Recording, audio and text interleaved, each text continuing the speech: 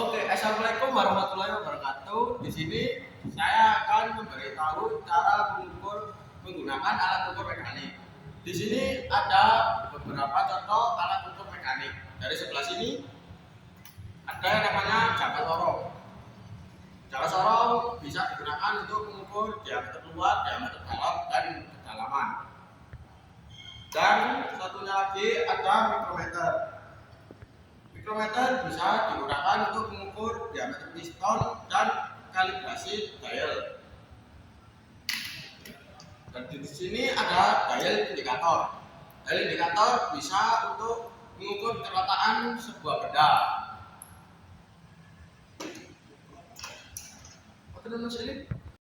Baik, di sini saya akan menunjukkan cara mengukur blok silinder CBR menggunakan jangka sorong.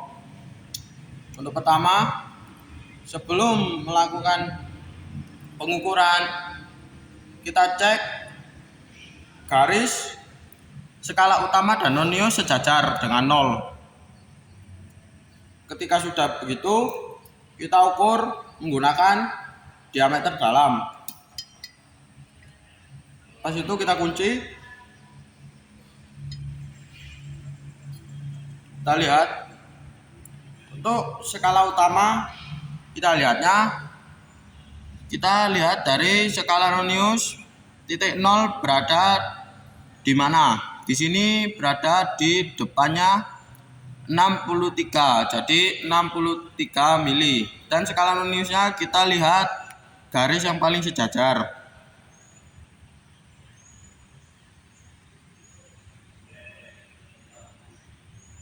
Untuk garis yang paling sejajar di sini adalah di 32 mm. Jadi kita tulis di buku. Ini nanti kita akan diberi soal hasil pengukuran dengan jangka sorong. Di sini karena kita sudah mengukur tadi hasilnya 63,32 mm, kita tulis.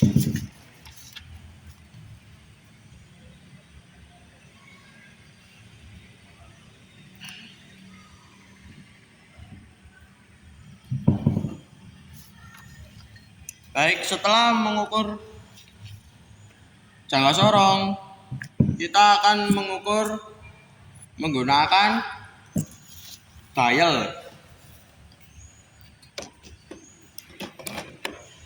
Sebelum itu saya jelaskan terlebih dahulu. Dial ini kita ambil dari jangka sorong. Ketika di jangka sorong tadi ada 63,32 mm.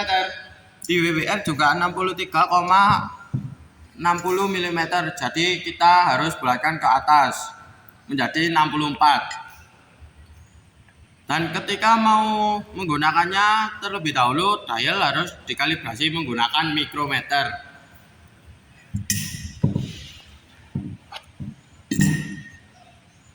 Dan alat yang saya pegang ini namanya mikrometer stand.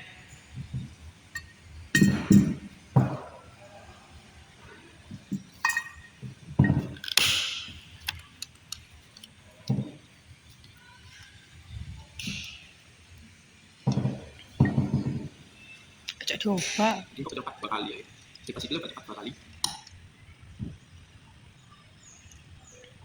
Sebelum menggunakan mikrometer, alangkah baiknya kita kalibrasi terlebih dahulu. Untuk mengkalibrasi, usahakan titik dari sebelah sini dan sini akan bersih. Ketika sudah dekat dengan jarak yang mau kita tentukan, kita memakai ratchet.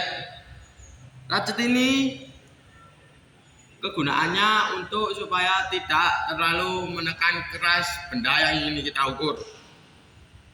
Ketentuan menggunakan ratchet yaitu minimal 2 kali klik sampai dengan 3 kali klik. Nah, sudah. Setelah itu kita kunci.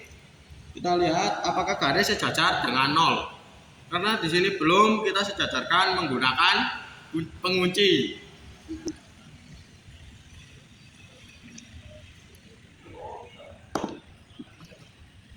selesai kita mengkalibrasi, kita menentukan mikrometer di 64 mili.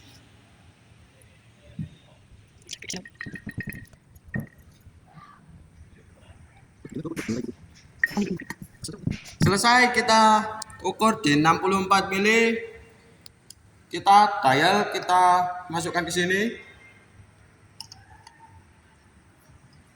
dan kita tepatkan jarum angka 0 di jarum. Selesai gitu, kalibrasi dial sudah selesai. Kita rapikan terlebih dahulu, jadi hemat tempat. Jangan lupa ya, kalau selesai menggunakan barang kita lap.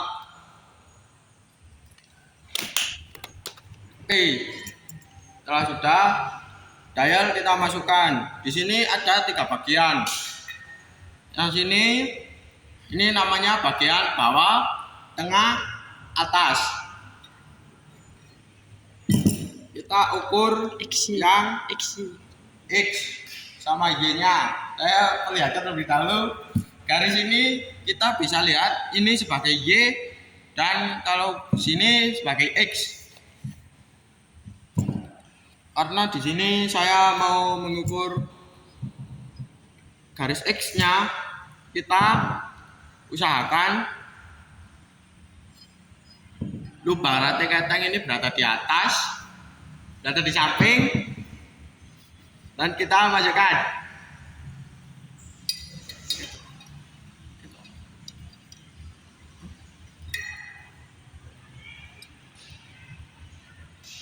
Kita lihat di mana jarum berhenti ketika kita tegakkan. Oke, jarum berhenti di angka 39. Dan kita ukur yang bawah juga apakah sama atau berbeda. Lalu kita ukur garis yang tengah apakah sama atau berbeda. Kencang. Ternyata berbeda dengan yang bawah tadi.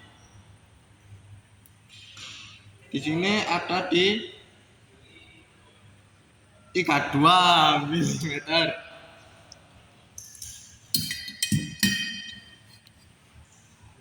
Yang atas ada di 47 mm.